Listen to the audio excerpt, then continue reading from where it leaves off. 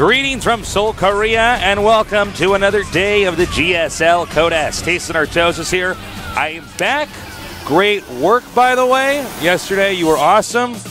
I know solo casting is not easy. I've done that before. Thank you for doing that. And I'm sorry I couldn't be here. I couldn't even get out of bed. I was dying. I do have to say I'm glad you're back, Tasteless. I'm glad to be back, too. I didn't even want to miss work, but I was like, I don't know if it'd be a good idea for my health if I came in.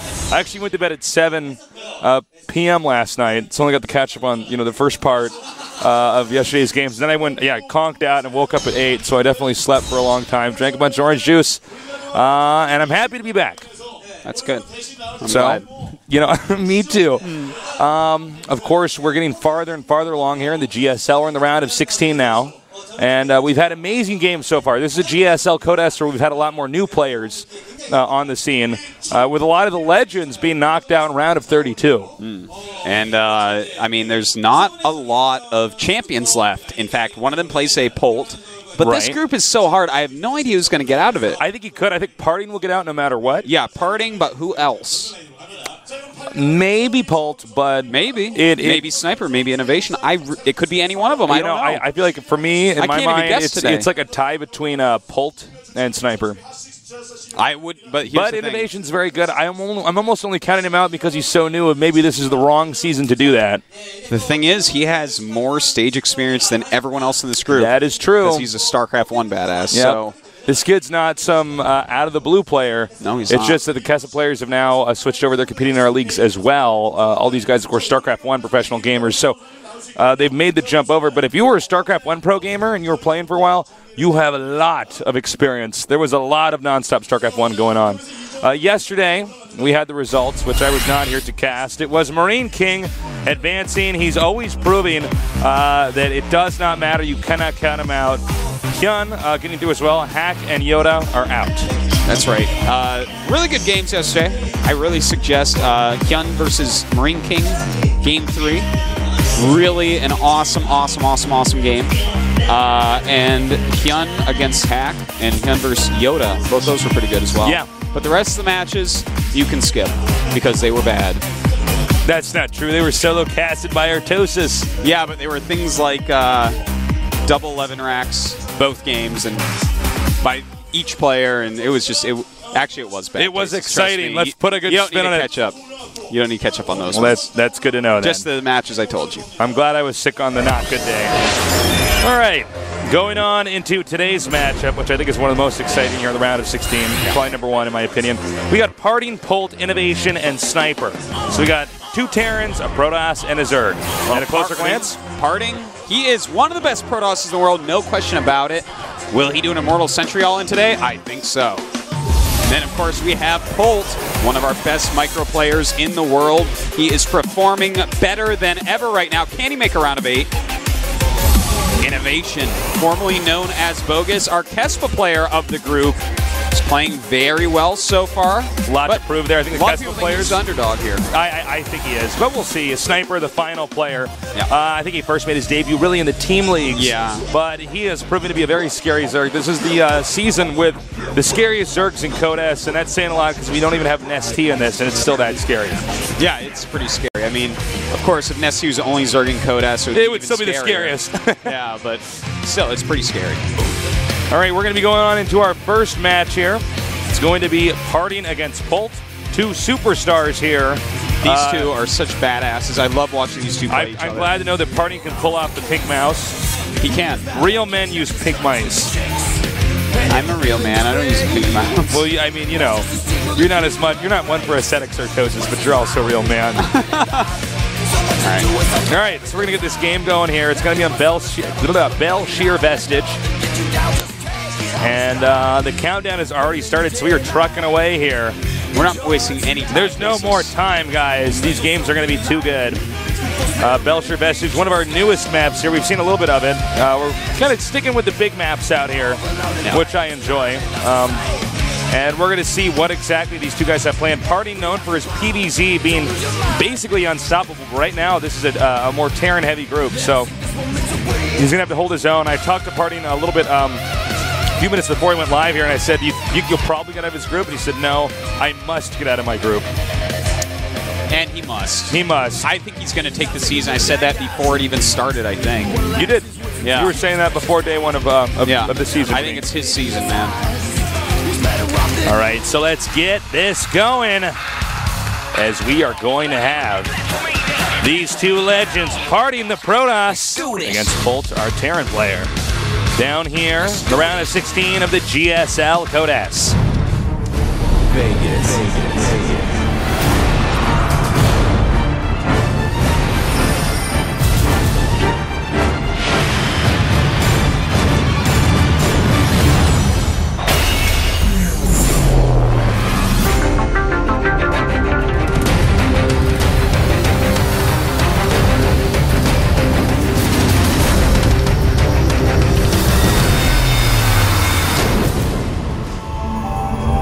And in the bottom right, starting location, we have the player Artosis thinks, and I think you might have a very good shot at being right on this, winning this GSL Code S. He is Tati Pati.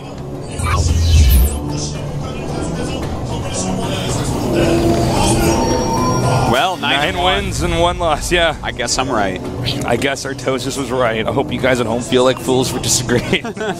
In the upper left, we've got our Terran player, sponsored by thehandsomernerd.com. He is GSL Polt.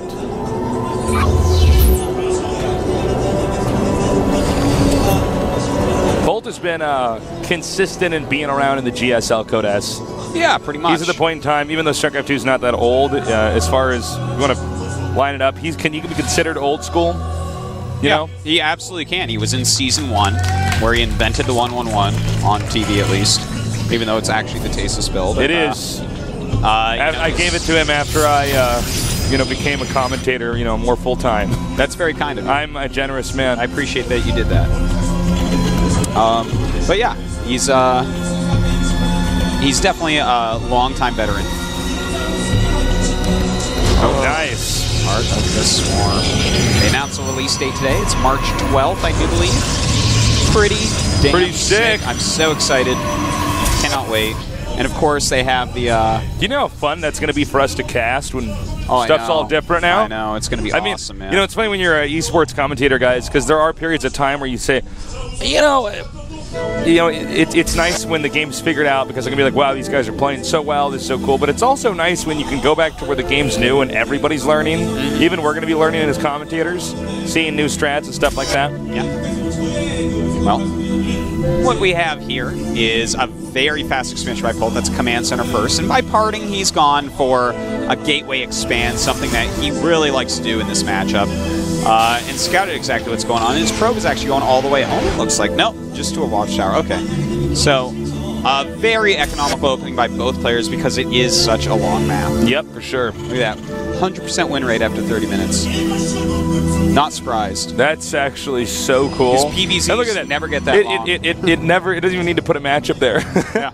Just no, after 30 minutes, you're basically screwed.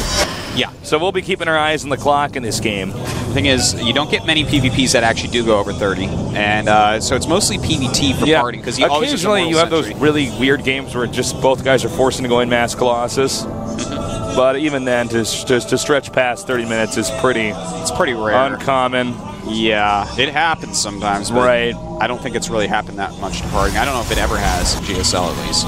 But anyways, no gases yet here for Polt.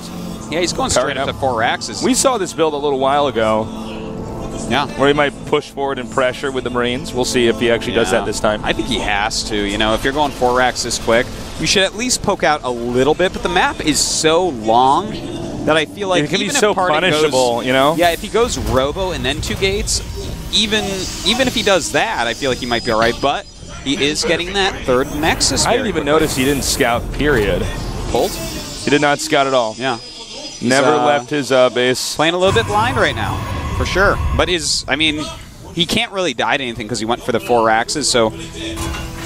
Oh my god, he's going up to 6 axes right away. This is actually kind of crazy. This is really interesting. He's bringing up a very different play style for a very different map. So we'll see if this gets punished or rewarded. Well, this is like actually a really cool build that he's doing where he's going to have a lot of bio and very little tech. But what you do with this is you can put on a lot of pressure, sure, but what you're going to want to stay outside their base for a lot of it. Like if Protoss tries to walk out at all, you will kill them. You will surround and kill. So if they walk in your concave, this build is amazing. But if they turtle up and get like ultimate compositions, then they're going to be in a much better spot. All right, well, I'm wondering when we're actually going to see the first factory here. Should be really or soon. engineering bay, for that matter.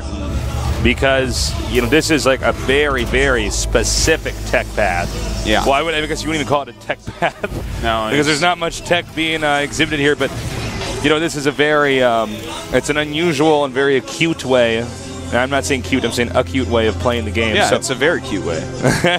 It's adorable. Well, 3 tech labs, 3 reactors, still no factory. This is... Do you think he's just going to go for a timing here? This is not he might even what I thought SCVs, it was. You know? He might. He's going to have so many units. I'm looking at this and I'm saying I don't feel like he has a plan for late game. I think you're right. And in fact, I'm looking at his SCV counts, and his SCV counts are hitting the number where you stop making them if you're staying 2 base. So... we'll see what he does with that. I think he is going to do just some crazy attack, though. Maybe sending all his SCVs, maybe keeping like 10% behind and then dropping mules. Yeah. But I don't know what else he could be doing. And he's coming out here now. Do we have any no SCVs? We're about to have a base trade. If Polt goes back, he'll crush this army, it looks like. Because Parting is doing like a 7-gate attack here. He's trying to break a Terran as if the Terran had a bunch of bunkers up here. Yeah. Now, what's Polt's reaction going to be here? Base trade. He's going to sit on top of his ramp and try to hold. He can lose every SV, doesn't matter, because his attack will kill Parting. Best Parting can do is force fields. It's actually kind of funny because these force fields aren't going to help out Parting that much. No, not really. Yeah, he's like, no, he's fine losing the SCVs. There's so many racks is that Parting is in like a ton of trouble. Polt needs to actually just get up the ramp. Yep, we don't have a sentry here now. He should not be attacking here. He needs to get up the ramp, up the ramp, up the ramp. I don't agree with his decision making here. Yeah, he really that's what he needs to do is get up that ramp. You know, of course, killing both expansions is pretty decent as well. Back at home though, Parting realizing he cannot break this. Polt's build basically perfect against what Parting has done. Wow. And he's actually trying to kill it with just units. I don't know if this is going to be a good idea. He's stimming now, realizing he can kite the Zealots with ease. Yeah, not kiting that right side for a moment. No, not easy. He's been a little bit bumpy there. His damage output definitely enough for now. Parting should be able to hold this off pretty soon, but if Polt can get that 3rd Nexus, he wants to target that down. Or if he can kill all the probes, that's fine. Yep, too. that's good as well. He's going for it now. Tasteless going after the pylon first, and now he's just going to have to micro and do his best he can. Going to go after probes here, realizing he doesn't have time to get that Nexus. All right, so I don't feel like, even though Polt's build was better in this case, I don't believe his execution was better. Now let's see, though. He made the mistake of not going up the ramp. Right, If you go up that ramp and get the pylons and stuff, what is he ever going to do against you? Exactly. He has no units. You can unpower the gateways and shoot down the probes and get the cybernetics core, so they're only making Zealots, which, by the way, are not good against Marines and Marauders with STEM. Zealot charge, is on the way out here. Well, he's coming with his next attack already, and that's a big attack, Tasteless. It is. His army is so much bigger than Parting's. This one, force fields are the only chance Parting has here. And even then, with Stim here, look at this. I'm not sure if it's even much of a concern. He's used up almost all the force fields as well. And the Zealots are going to be gone in a second, so they can't sponge up the damage now. The Stim is worn off, and he did get some... did lose some hit points, during that. The Zealot's now going down. And, you know, I think... Oh, well, the Zealots are coming in here again. But there's more and more units just rallying down. That is true. Zealot charge is not going to be good if he doesn't have a huge mass of Zealots. Well, he doesn't have any sentries, really, anymore either. Yeah, this is kind of a super crazy build from Polt, but something that's working out so well against someone that didn't open Colossi. All right, now he needs to go for the 3rd. I would not recommend going up the ramp now. It's past that point. Expiration date's up on that strat working out now. Yes, it's good. Don't drink that milk. Yeah. So, well, out come the probes, and that means trouble for Parting. Look at the supplies at this point. Parting supply just absolutely plummeting. Archon's coming up, and GG. Parting was defeated with a very neat strat there. From Polt. Polt saying, well, I don't want to play this guy in a normal game. He's doing really well right now, but I can do a special strategy that people don't really use anymore. It would not be advisable. That's not a build you do every game on the ladder, guys. No, it's certainly not. But it's something you could do against Party. Look, Party's very frustrated by that. Well, Parting's a player that will take 3 Nexuses a lot of the time. He's a player that does like to get his Twilight Tech up. If you're playing against someone else, like let's say Creator, or someone, or maybe even Squirtle, someone that relies a little bit more on Colossi, that's not going to be as good. Because if they have the Colossi and they're playing a more defensive game, you're just going to be behind on tech, and if they never move out, you're never going to kill them. Right. But in this case, his strategy matched up perfectly against what he was against. Well, now we're going to go on to game number 2. The map is going to be the choice of Partings, and he's picking Daybreak. Polt now joining the game. I don't think we're going to see that strat again in this best of 3. No, I would say definitely not. We might not even see that if Polt gets farther. I don't even think, excuse me, we're going to see it in this GSL. No. Well, the only other Protoss in the GSL is Creator, so I would say definitely not. Yeah. All right, guys. Let's get ready for game number 2. Parting definitely frustrated by that. He was really getting himself in the zone for this, and you know, to lose that last game where you just you get blindsided by that. It's pretty hard to prepare for that, the way he was playing. And you know, that really throws him off, because losing that first game, he's like counting on winning against Polt. He's counting on that. Of course. And the thing is, you can't really count on ever beating Polt. Nobody can. Right. But that has actually hurt him mentally. You can see it in his face. Oh, for sure. He's on tilt right now. And we now move on into game number 2. Will Parting win this one, or is Polt going to pull out another crazy strategy and close us out and go to the winners? We're going to find out soon here at GOMTV.net. Let's do it.